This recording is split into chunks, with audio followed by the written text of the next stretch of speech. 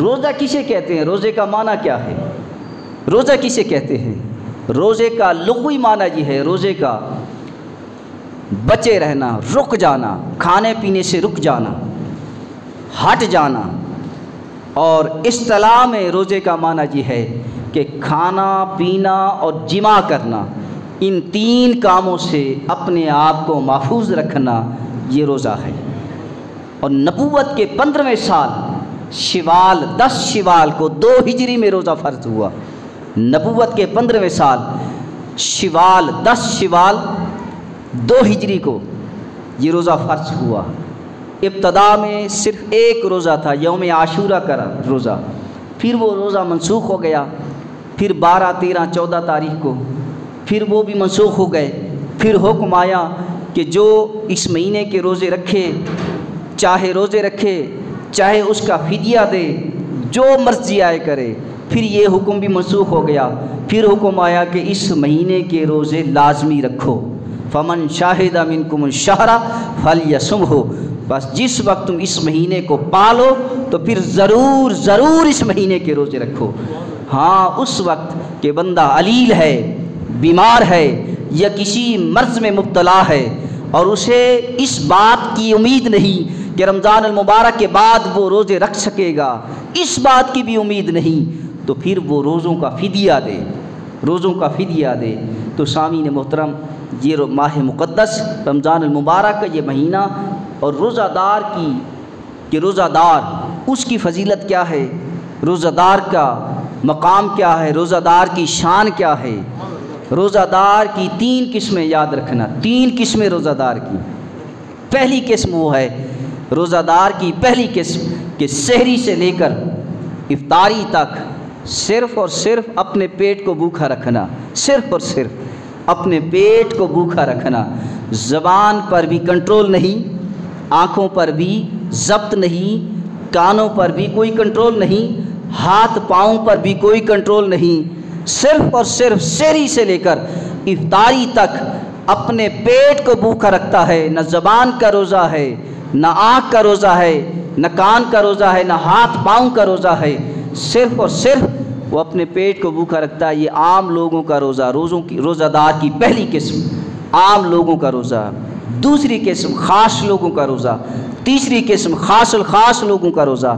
اور خاص لوگوں کا، یہ عام لوگوں کا روزہ تھا، خاص لوگوں کا روزہ یہ ہے کہ سحری سے لے کر افطاری تک اپنے پیٹ کو بھی بھوکا رکھتے ہیں، اور اس کے ساتھ ساتھ زبان کا بھی روزہ ہے، آنکھوں کا بھی روزہ ہے، کانوں کا بھی روزہ ہے، ہاتھ پاؤں کا بھی روزہ ہے۔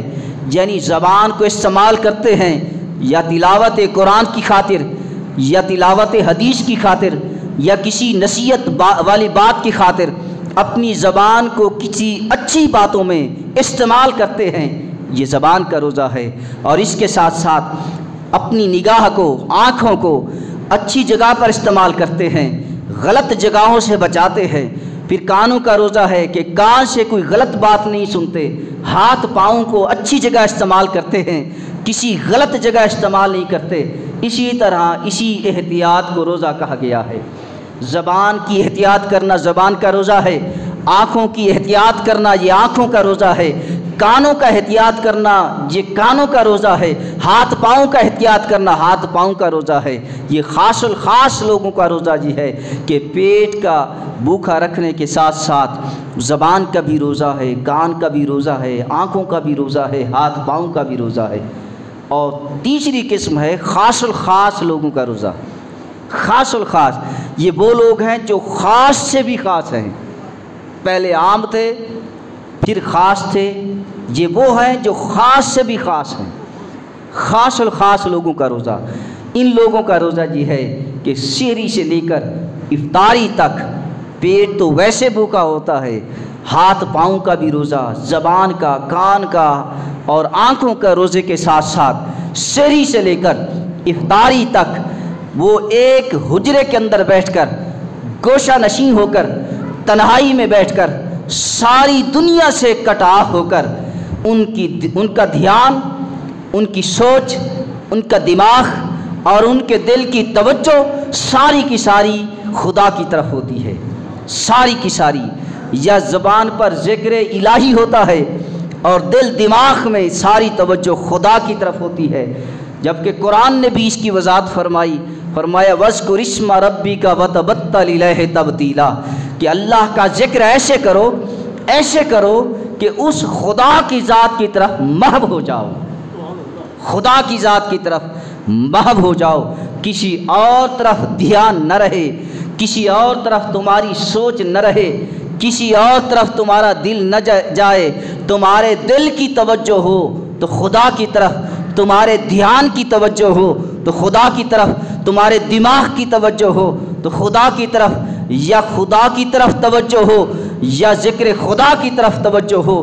وَاذْكُرِ اسْمَ رَبِّكَ وَتَبَتَّلْ إِلَيْهِ تَبْتِيلًا، ایسے ذکر کرو کہ خدا کی ذات کی طرف محو ہو جاؤ، کسی اور طرف دھیان نہ جائے، کسی اور طرف تمہاری سوچ و فکر نہ جائے، کسی اور طرف تمہارا دل نہ جائے، تمہارا دل، تمہارا دھیان، تمہارا دماغ، تمہاری ساری توجہ، تمہاری ساری فکر، تمہاری ساری سوچ اس خدا کی ذات کی طرف محو ہو جائے۔ یہ خاص الخاص لوگوں کا روزہ ہے، خاص الخاص لوگوں کا روزہ۔